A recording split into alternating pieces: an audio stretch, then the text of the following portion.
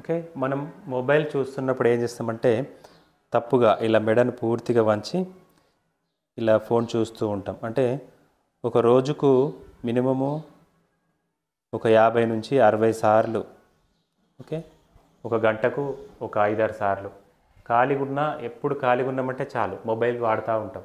Mobile చూస్తూ ఉంటాం. WhatsApp కానీ, ఫేస్బుక్ కానీ, యూట్యూబ్ కానీ చూస్తూ ఉంటాం. అదే పనిగా చూస్తూ ఉంటాం. కాబట్టి మెడ నొప్పి ఉన్నప్పుడు ఫోన్ ఎలా వాడాలి, నడుము నొప్పి ఉన్నప్పుడు ఫోన్ ఎలా వాడాలి? ఫోన్ వాడాల్సిందే, కానీ కరెక్ట్ పొజిషన్లో వాడుతున్నావా లేదా?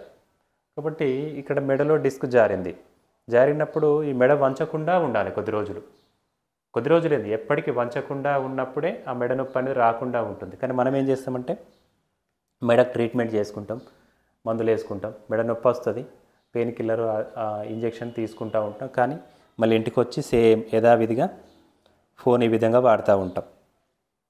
ఇక ఏం పని లేనట్టు ఎప్పుడు గంటలు ఫోన్ ఈ విధంగా వాడుతూ ఉంటాం. కాబట్టి ఏమవుతుంది? సో నువ్వు ఎన్ని ఇంజెక్షన్ తీసుకున్నా, మందులు వాడినా నీ మెడను వచ్చినంత కాలం మెడ నొప్పి అనేది తగ్గదు.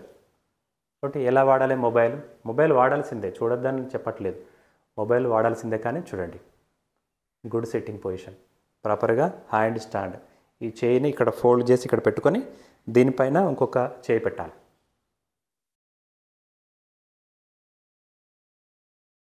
లేదు, left side.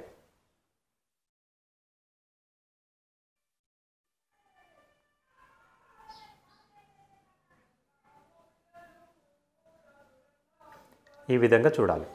Okay, left side, ఇది హ్యాండ్ స్టాండ్. ఏంటి ఈ విధంగా మనకు తెలియకుండానే ఈ చైర్కు హ్యాండ్ ఉంటుంది. ఈ విధంగా కూడా పెట్టుకోవచ్చు, ఈ విధంగా కూడా వాడచ్చు,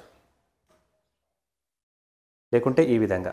కానీ మనం ఏం చేస్తామంటే ఈ హ్యాండ్ మీద చేయి పెట్టాం, ఇలా పెట్టిస్తాం, ఇలా పెట్టేసి వాడుతూ ఉంటాం, మొబైల్ వాడుతూ ఉంటాం. కాబట్టి చాలా వరకు తప్పు. కాబట్టి మీరు తప్పుగా కూర్చుంటున్నారు కాబట్టి మీ మెడ నొప్పి పెరగడానికి కారణమవుతుంది.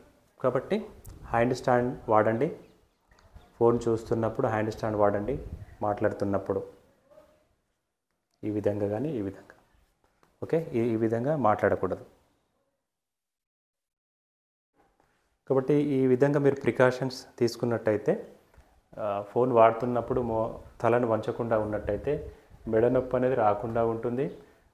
డిస్క్ బల్జ్ అయినాయి ఒక 6 నెలల పాటు మీరు ఈ పొజిషన్ మీరు మానేసినట్టయితే తిరిగి రికవరీ కావడం జరుగుతుంది. కాబట్టి చాలా వరకు మీరు దీన్ని గమనిస్తూ ఉండండి. Okay, thank you.